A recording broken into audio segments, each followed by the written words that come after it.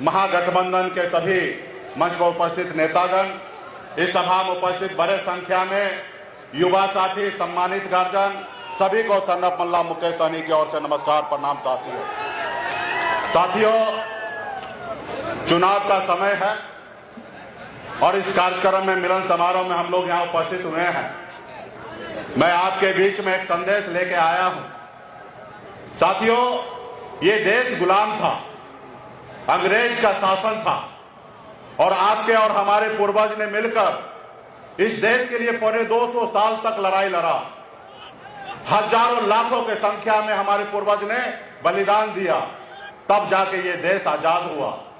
जब देश आजाद हुआ तो बाबा साहब भीमराव अंबेडकर ने हमारे लिए एक संविधान बना के दिया, जिसमें पहले राजा के घर में बच्चा जन्म लेता था, वही राजा बनता था। लेकिन बाबा साहब ने कहा कि नहीं, अब इस देश का राजा रानी के कोख से बच्चा जन्म लेगा, वो राजा नहीं बनेगा। इस देश का राजा वो बनेगा जिसके पास वोट होगा, वो व्यक्ति राजा होगा। और बाबा साहब ने हमें एक संविधान बना के दिया, हमारे देश के लिए एक लोकतंत्र दिए। और साथियों, हमारा देश आजादी के 77 साल बीत गया, लेकिन आज हमारा देश, जो हमारे पूर्वज का जो सपना था, कहीं ना कहीं कुछ लोगों ने इसको गुमराह करके आज कहीं ना कहीं हमारे पूर्वज के सपना को चकनाचूर करने में लगा हुआ है। इस देश को लोकतंत्र से हटाकर राजतंत्र में लाना चाह रहा है। साथियों, इस देश के संविधान को बदलने का कोशिश किया जा रहा है। आज संविधान के दम पे आज गरीब, पिछड़ा, आज मल्ला का बेटा भी आपके सामने में अपनी बात रखने का हैसियत रखता है। ये किसके कारण? ये संविधान के कारण। लेकिन कुछ लोग जो है, नागपुर में डिसीजन होता है और नागपुर के इशारे पे देश में संविधान को बदलने की सोच रखते हैं। साथियों, आज बताइए देश किस जगह पे पहुंच रहा है? आज बताइए, देश में 2-2 मुख्यमंत्री को जेल में डाल दिया गया। क्या ये लोकतंत्र है? ये लोकतंत्र नहीं है। साथियों, आज जितने भी सरकारी संस्था है अपने जेब में रख लिया है, किसी को बोलने की आजादी नहीं है। क्या ये लोकतंत्र है? आज देश में हजारों लाखों करोड़ रुपया देश के जनता का खर्च हो रहा है चुनाव पे, इसलिए क्योंकि जनता मालिक है और जनता जिसको चाहेंगे उनको बैठाएंगे। लेकिन आज क्या, 2022 में जब नीतीश कुमार जी मोदी जी को छोड़कर और तेजस्वी प्रसाद यादव जी के साथ सरकार बनाए तो क्या फायदा मिला? कई लाख युवा को नौकरी मिला। सामाजिक न्याय मजबूत होने के लिए जातिगत जनगणना हुआ और जातिगत जनगणना हुआ तो पिछड़ा, ओबीसी, तमाम दलित भाई सबका आरक्षण का दायरा बढ़ा। आप कल्पना कर कीजिए, अगर भाजपा का सरकार होता तो क्या आरक्षण में बढ़ोतरी होता? बताइए, भाजपा का सरकार होता तो क्या आरक्षण में बढ़ोतरी होता? नहीं होता, क्योंकि वो सरकार लालू प्रसाद जी के विचार पे चलता था, इसलिए आरक्षण में बढ़ोतरी हुआ। साथियों, इसलिए आरक्षण में बढ़ोतरी हुआ।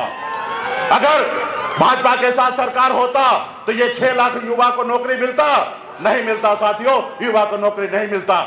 ऐसे तो 17 साल से तो है ना भाजपा का सरकार, नीतीश जी के साथ है, तो बता दे कि कब आपने नौकरी कितना बड़े संख्या में दिया? नहीं दिया। जब भी बिहार में तरक्की होगा, गरीब पिछड़ा का आंख का आंसू पोंछा जाएगा, तो भाजपा वाले आके अरंगा डालने का काम करेगा। साथियों, अरंगा डालने का काम करेगा। तो इसलिए हम लोगों को भाजपा को बिहार से बाहर रखना है। साथियों, आज भाजपा मजबूत होता है तो नागपुर मजबूत होता है, गुजरात मजबूत होता है, लेकिन बिहार वहीं का वहीं रहता है। हम सब का कर्तव्य बनता है कि हम लोग एक साथ होकर मजबूती से हम अपने बिहार के बारे में सोचेंगे। और हमने तो निर्णय ले लिया है कि आने वाला समय में, अभी तो हम मजबूती से 40 के 40 सीट जीतेंगे और आने वाला समय में श्री तेजस्वी प्रसाद यादव जी के नेतृत्व में अपना सरकार बनाएंगे। साथियों, और बिहार में जो नौकरी देने का सिलसिला चालू हुआ था, वो आने वाला समय में उससे भी बड़े संख्या में नौकरी हम लोग मिलकर देने का काम करेंगे। साथियों, इसलिए साथियों, इस चंपारण के धरती पर 3 लोकसभा सीट है। एक राष्ट्रीय जनता दल की पार्टी वाल्मीकि नगर लड़ेंगे और बेतिया से कांग्रेस पार्टी है और मोतिहारी से वीआईपी पार्टी का प्रत्याशी वहां पे आएंगे। साथियों, और आप सब मजबूती से सारे 40 के 40 लोकसभा सीट मजबूती से जिताने का काम कीजिएगा। तब आने वाला समय में गरीब का कल्याण होगा। साथियों, बहुत बहुत धन्यवाद देता हूं। मंच पे उपस्थित सारे नेता को बहुत बहुत धन्यवाद और इस सभा में बड़े संख्या में उपस्थित सभी नेतागण को बहुत बहुत धन्यवाद देता हूं। चुनाव के समय में फिर से मैं आप लोगों के बीच में आऊंगा और पार्टी का एक एक नेता आपने संकल्प लिया था, हाथ में गंगा जल लेके मां गंगा को सौगंध खाया था कि आने वाले समय में अपने बच्चे के भविष्य के लिए लड़ाई लड़ेंगे। वो संकल्प को याद रखिएगा।